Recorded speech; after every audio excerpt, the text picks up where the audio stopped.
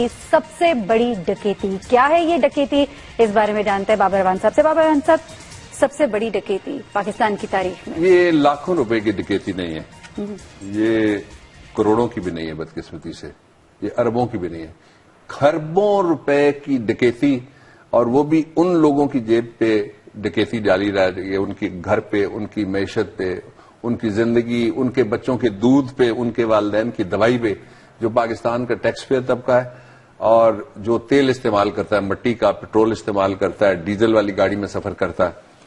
میں اس کی ڈیٹیلز بتانا چاہتا ہوں، لیکن ڈیٹیلز بتانے سے پہلے میں یہ کہنا چاہتا ہوں کہ اگر اوگرا کے چیئرمین اس کو کانٹرڈکٹ کرنا چاہیں یا اس کو جو متعلقہ منسٹر ہیں پیٹرولیم کے وہ اس کو کانٹرڈکٹ کرنا چاہیں یا اس کو وزیر اعظم جو خود ان دونوں کے انچارج ہیں وہ کانٹرڈکٹ کرنا چاہیں تو ہم حاضر ہیں، بات کر لیں، ٹیلی فون پہ بات کر لیں اور بتائیں کہ ہم نے ٹھیک کہا ہے یا غلط کہا ہے۔ صحیح۔ یہ جو سال کا ہفتہ گزرا ہے جی، اس ہفتے میں پچھلے 5 سال کے دوران، اور یہ 5 سال جو ہیں یہ سن 2000 جولائی 2009 سے شروع ہوتے ہیں 2014 دسمبر تک، سب سے کم پرائسز ہیں آئل کی اس وقت دنیا میں۔ 40% پرائسز، 40% قیمتوں میں آئل کی کمی ہو گئی ہے دنیا کے اندر۔ اس کا مطلب یہ ہے کہ اگر 100 روپے کا جو پیٹرول پاکستان میں بکتا ہے اس کو 40% کم ہو کے 60 روپے پہ آ جانا چاہیے، اور اس میں سے ایک قسم کا تیل میں یہیں پہ کہتا چلوں وہ علیحدہ آپ رکھیے، 30% جو ہماری ضرورت کا تیل ہے ہم 70% کے قریب باہر سے منگواتے ہیں، خریدتے ہیں، اور جو 30% کا ہے وہ ڈومیسٹک پروڈکشن کا تیل ہے، ہمارا اپنا ہے۔ اب ایسے نہیں کیا جا سکتا کہ جو کھیت میں مولی یا گاجر یا کدو یا گونگلو خود پیدا کرے شلجم، اور اس کو یہ کہا جائے کہ ٹھیک ہے یہ ہم تمہیں بیچیں گے، لیکن جاؤ پہلے منڈی میں یا سپر مارکیٹ کی دکان میں جا کے پہلے پتا کر کے آؤ کہ اس کا آلو کا ریٹ کا، اس ریٹ پہ ہم تمہیں دیں گے۔ یعنی یہ 30% تیل تو پاکستان کے لوگوں کو ہاف پرائس سے بھی کم پہ مل سکتا ہے، اس لیے کہ اس پہ صرف اخراجات جو ہیں وہی ہوتے ہیں جو ڈومیسٹک کے لیے ہے، اور وہ زیادہ سے زیادہ اخراجات ہوں گے ریفائنری کے، جہاں پہ تیل صاف کیا جائے گا، کروڈ میں سے، کیچڑ میں سے تیل نکلے گا، اور پھر جو ٹرانسپورٹیشن یہاں سے گلگت لے کے جائیں گے تو آکٹرائی اس کے اوپر کتنا پڑے گا یا کوئی اور ٹیکس لگ سکتا ہے۔ جو تیل ہم باہر سے منگواتے ہیں اس کی انشورنس ہوتی ہے، جو جن جہازوں پہ آتا ہے بڑے بڑے خرچے بڑھ جاتے ہیں، اس لیے یہ تیل تو ہمیں آدھی قیمت سے بھی اور کم ملنا چاہیے۔ اب ہو کیا رہا ہے، پاکستان میں یہ واحد ملک ہے جس میں تیل اس ریٹ پہ نہیں بیچا جا رہا جس ریٹ پہ بیرونی دنیا میں تیل کی قیمتوں میں کمی ہو رہی ہے۔ تیل کے ہمارے پاس 3 ذرائع ہیں جہاں سے ہم خریدتے ہیں۔ ایک ذریعہ امریکہ ہے جہاں تیل کا ریٹ نکلتا ہے، ایک لندن برنٹ ہے جہاں تیل کا نکلتا ہے ریٹ، اور راست نورا ہے سعودی عربیہ کا۔ تینوں جگہ یہ پرائسز گری ہیں اور تینوں جگہ ریٹس یہی ہیں جو میں آپ کو بتا رہا ہوں۔ اور جو فور کاسٹ ہے اس حوالے سے وہ یہ ہے کہ نارتھ امریکہ میں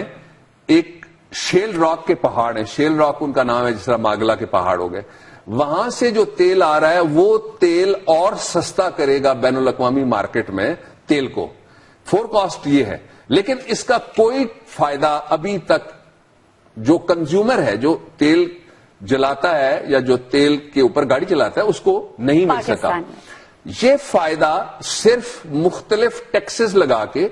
اور مختلف اخراجات لگا کے جو آئل کمپنیاں اور کچھ ادارے ہیں ان کو فائدہ ہو رہا ہے، اور پاکستان کے لوگوں کو یہ فائدہ نہیں ہو رہا، بلکہ مسلسل ڈکیتی ان کی جیب کے اوپر ہو رہی ہے۔ چاہیے تو یہ تھا کہ جو اس وقت امریکہ نے کیا آپ ویسا کر سکتے۔ ہم تو ایشین ٹائیگر ہیں نا، خود پرائم منسٹر نے حویلیہ میں جو جلسہ ہوا اس کی ایک اطلاع تو یہ ہے کہ اس میں ایک جو اسٹیٹ سیکرٹری صاحب تھے وہ کہہ رہے تھے کہ اب آپ جھنڈا اٹھائیں، اب آپ ٹوپی پہنیں، اب آپ نعرہ ماریں، اب آپ اچھلیں، آپ ذرا جوش دکھائیں۔ تو یہ صرف نومبر کے مہینے میں امریکہ نے یہ جو تیل کے حوالے سے ان کا ڈالر سٹرانگ ہو گیا، ان کو جو فائدہ ہوا اس میں انہوں نے 3,21,000 نئی نوکریاں، نئی جاب اپرچونٹیز پیدا کی ہیں۔ یہ جو ایکسپیکٹڈ جاب اپرچونٹیز تھیں ان سے 90,000 زیادہ انہوں نے نوکریاں پیدا کر لی۔ ہم اعتراض تو کرتے ہیں ان کے سارے کاموں پہ،